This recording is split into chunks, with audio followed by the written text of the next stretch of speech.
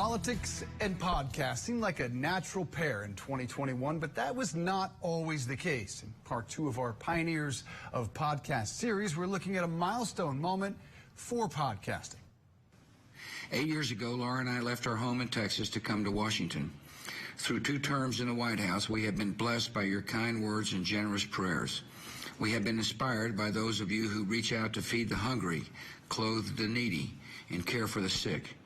We have been moved by the courage and devotion of those of you who wear the uniform.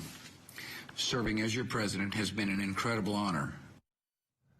The calming words of former President George W. Bush speaking to the nation, during his last presidential podcast in 2009. But 2 years earlier, he broke new ground by becoming the first White House resident to try podcasting with his weekly address added to Apple's podcast menu. The man behind the move is former White House Internet Director and the founder of Capitol Gig, David Almstead. Good morning to you, David. Let's go back to 2007 and let's just live there and stay there, quite frankly. But the podcasting was rather new at that point. What provoked you to put the weekly presidential address on a podcast? So, sure. I mean, first you have to remember what devices were available to us back in the early 2000s. And when the iPod was released, Apple launched iTunes, which was the ability to publish audio files and to subscribe to certain accounts so that those files would be placed on your device as you walked around and went about your daily life. And so our view was we had been publishing a lot of these audio files on the White House website, but this is a way to actually push that information out so that every American citizen and those serving abroad and reporters and others alike could receive information about what the president was talking about. And so we thought, well, in addition to the radio address, let's start adding other things. Let's do press briefings. Let's do presidential remarks. Let's do, other events that were being hosted at the White House that had audio, video, and photos associated with them so that everyone could know what was going on a daily basis. Way ahead of your time, David. At that point, podcasting really wasn't part of our lexicon. How much has political podcasting as a genre evolved?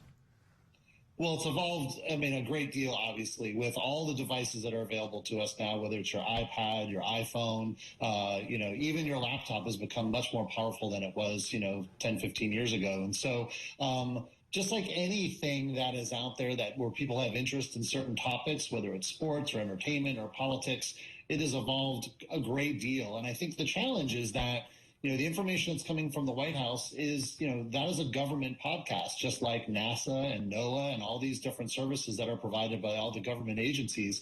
The challenge is you're competing with everything else that's out there, because now you and I could start a podcast tomorrow if we wanted to talk about whatever we wanted to talk about, and we would build subscribers and go from there. And so with anyone having the power to do this, you're competing with all the different content out there. And so therefore it's harder to kind of break through. Yeah, and David, trust was so different back then. Just in terms of mutually agreed upon facts, how much has opinion changed political podcasting? Oh my gosh, I think that's the danger, right? Is that now people only subscribe to content that they necessarily believe in. And right.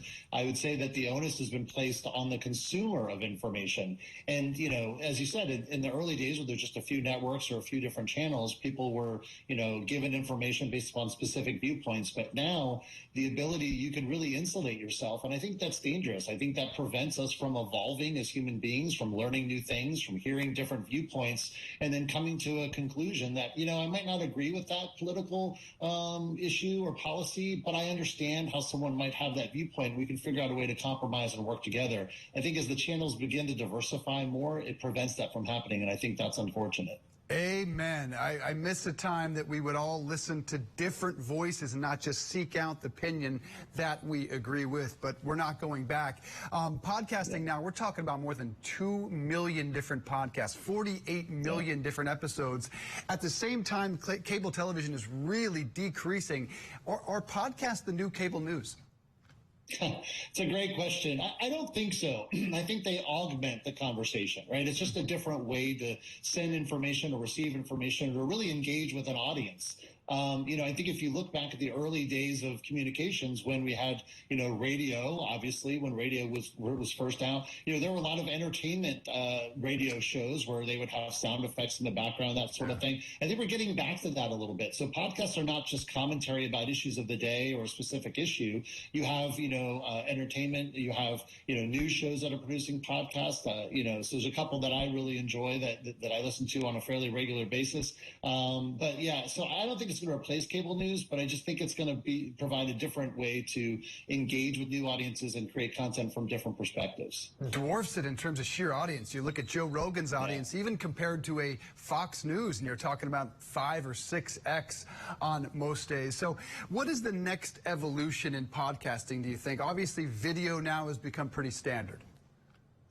Yeah, so there are a couple of podcasts that I listen to that kind of help me keep on the cutting edge of what's going to be next. And, one is This Week in Tech with Leo Laporte. And I listen to him, almost weekly because he has a number of guests on. He's based out in Petaluma, California. And so he kind of, keeps his finger on the pulse of what's happening there. And he moved to video a long time ago. He was one of the largest podcasters out there initially. And then now it's like the vodcast, the video on demand cast. So it's a companion piece to that. So in terms of what's next, I just think as the internet evolves and as new technology is made available, we need to make sure that we're open to those devices and channels that both can send and receive information, and the content will evolve as needed.